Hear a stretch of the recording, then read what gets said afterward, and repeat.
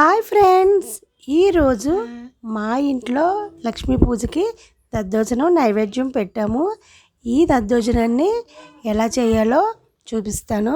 ఇది అందరికీ తెలిసిందే, కాకపోతే నేను చేసే విధానాన్ని ఒకసారి చూపిస్తున్నాను. Let's start video.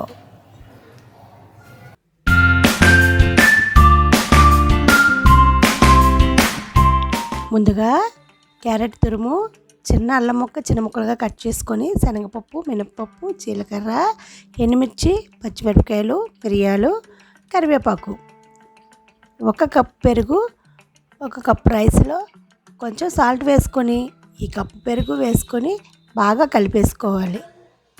ఇది చక్కగా మొత్తం కలిసేంత వరకు కలుపుకుంటే సరిపోతుంది. ఇది కమ్మని పెరుగు, మీగడ పెరుగు తీసుకోవాలి.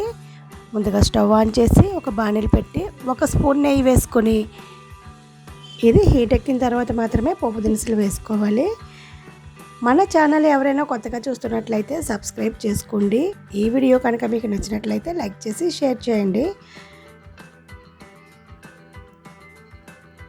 ఇది చక్కగా ఇలా కలుపుకోవాలి. ఈ రైస్ మొత్తం పట్టేలా కలుపుకొని ముందుగా 5-6 జీడిపప్పులు వేసుకోవాలి. ఈ జీడిపప్పులు వేసుకొని ఇప్పుడు ముందుగా రెడీ చేసుకున్న పోపు దినుసులన్నీ కూడా ఒక్కొక్కటిగా వేసేసుకోవాలి. శనగపప్పు, మినపగుళ్ళు, అల్లం ముక్క, ఎండుమిర్చి, పచ్చిమిర్చి, జీలకర్ర, మిరియాలు, కరివేపాకు వేసుకొని చక్కగా త్వరగా ఫ్రై చేసుకోవాలి. దద్దోజనం చాలా ఈజీ అండి, చిన్న పిల్లలు కూడా చేసేయచ్చు. ఈ వీడియో చూసి మీ పిల్లలతో మీరే చేయించేయచ్చు. ఇవన్నీ చక్కగా దోరగా ఫ్రై చేసుకోవాలి. ఈ దద్దోజనం శ్రావణ మాసంలోని దసరాలో అమ్మవారికి నైవేద్యాలు పెడితే చాలా మంచి జరుగుతుంది. అమ్మవారికి దద్దోజనం అంటే చాలా ప్రీతికరం. వెంకటేశ్వర స్వామికి కూడా నైవేద్యంగా ఈ దద్దోజనం నైవేద్యం పెట్టవచ్చు. ఇవి చక్కగా వేగినాయి కాబట్టి ఇవన్నీ ఫ్రై అయిన తర్వాత ముందుగా మనం కలిపి రెడీ చేసుకున్న ఈ రైస్లో వేసేసుకోవాలి.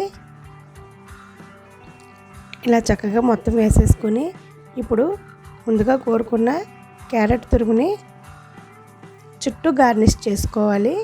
ఈ వీడియో కోసం నేనైతే కలపట్లేదు, తర్వాత మీరు చక్కగా కలుపుకొని సర్వ్ చేసుకోవచ్చు. ఇంతేనండి, చాలా సింపుల్గా దద్దోజనం రెడీ అయింది. చివరగా ఒక చిన్న సలహా, నచ్చితే ఒక లైక్ కొట్టండి. బ్రేక్ వేస్తే ఆగని బండి, జోక్ వేస్తే నవ్వని మనిషి కండిషన్లో లేనట్లే. మనం కండిషన్లోనే ఉన్నాంలేండి. Thank you for watching.